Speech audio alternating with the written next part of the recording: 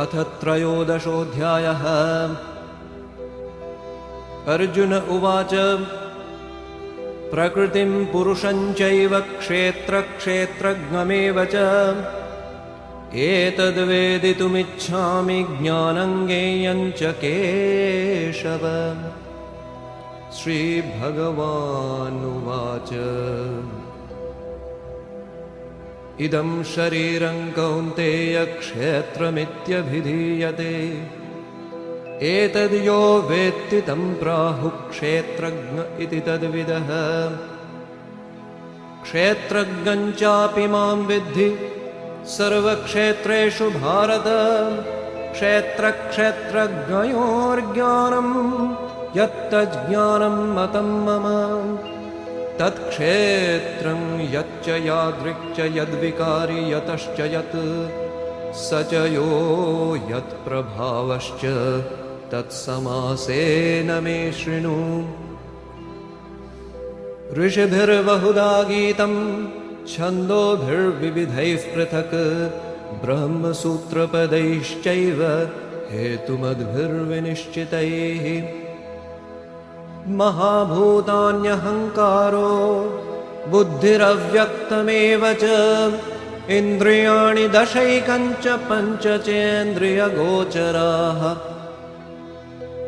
इच्छा द्वेष सुखं दुःखं सङ्घातश्चेतना धृतिः एतत् क्षेत्रं समासेन सविकारमुदाहृतम्। अमानित्वं मदम्भित्वम् अहिंसा क्षान्तिरार्जवम् आचार्योपासनं शौचं स्थैर्यमात्मविनिग्रहः।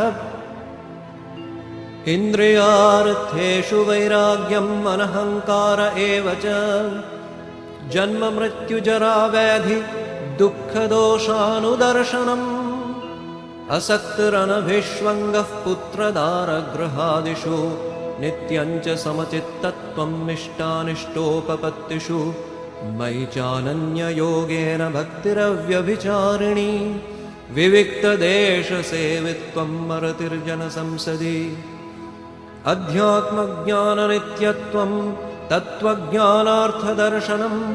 एतज्ज्ञानमिति प्रोक्तम् अज्ञानं यदतोऽन्यथा ज्ञेयं यत्तत् प्रवक्ष्यामि यज्ज्ञात्वामृतमश्नुते। अनादिमत्परं ब्रह्म न सत्तन्नासदुच्यते। सर्वतः पाणिपादं तत् सर्वतोक्षिशिरोमुखम् सर्वतः श्रुतिमल्लोके सर्वमावृत्य तिष्ठति। सर्वेन्द्रियगुणाभासं सर्वेन्द्रियविवर्जितम् असक्तं सर्वभृच्चैव निर्गुणं गुणभोक्तृ च। बहिरन्तश्च भूतानाम् अचरं चरमेव च सूक्ष्मत्वात् तदविज्ञेयं दूरस्थं चान्तिके च तत्। अविभक्तं च भूतेषु विभक्तं इव च स्थितं भूतभर्तृ च तज्ज्ञेयं ग्रसिष्णुप्रभविष्णु च। ज्योतिषामपि तज्ज्योतिः तमसः परमुच्यते। ज्ञानं ज्ञेयं ज्ञानगम्यं हृदि सर्वस्सवीष्टितम्। इति क्षेत्रं तथा ज्ञानं ज्ञेयं चोक्तं समासतः मद्भक्त एतद्विज्ञाय मद्भावायोपपद्यते। प्रकृतिं पुरुषं चैव विध्यनादि उभावपि विकारांश्च गुणांश्चैव विद्धि प्रकृतिसम्भवान्। कार्यकरणकर्तृत्वे हेतुः प्रकृतिरुच्यते। पुरुषः सुखदुःखानां भोक्तृत्वे हेतुरुच्यते। पुरुषः प्रकृतिस्थो हि भुङ्क्ते प्रकृतिजान् गुणान्। कारणं गुणसङ्गोऽस्य सदसद्योनिजन्मसु। उपद्रष्टानुमन्ता च भर्ता भोक्ता महेश्वरः। परमात्मेति चाप्युक्तो देहेऽस्मिन् पुरुषः परः। य एवं वेत्ति पुरुषं प्रकृतिं च गुणैः सह सर्वथा वर्तमानोऽपि न स भूयोऽभिजायते। ध्यानेनात्मनि पश्यन्ति केचिदात्मानमात्मना अन्ये साङ्ख्येन योगेन कर्मयोगेन चापरे अन्ये त्वेवमजानन्तः श्रुत्वानेभ्य उपासते तेऽपि चातितरन्त्येव मृत्युं श्रुतिपरायणाः यावत् सञ्जायते किञ्चित् सत्त्वं स्थावरजङ्गमम् क्षेत्रक्षेत्रज्ञसंयोगात् तद्विद्धि भरतर्षभ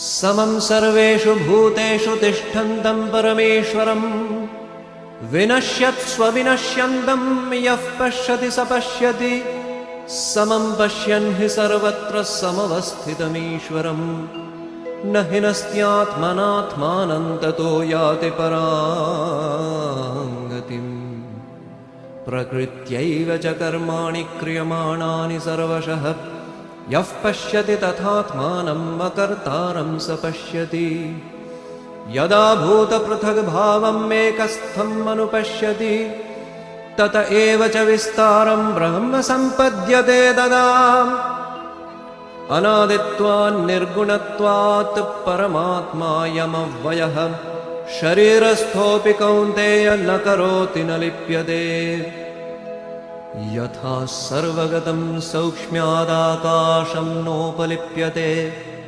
सर्वत्रावस्थितो देहे तथात्मानोपलिप्यते यथा प्रकाशयत्येककृत्स्नं लोकमिमं रविः क्षेत्रं क्षेत्री तथा कृत्स्नं प्रकाशयति भारत क्षेत्रक्षेत्रज्ञयोरेवम् अन्तरं ज्ञानचक्षुषा भूतप्रकृतिमोक्षं च ये विदुर्यान्ति ते परम् भूतप्रकृतिमोक्षं च ये विदुर्यान्ति ते परम् ॐ तत्सत् इति श्रीमद्भगवद्गीतासु उपनिषत्सु ब्रह्मविद्यायां योगशास्त्रे श्रीकृष्णार्जुनसंवादे क्षेत्रक्षेत्रज्ञविभागयोगो नाम त्रयोदशोऽध्यायः। ॐ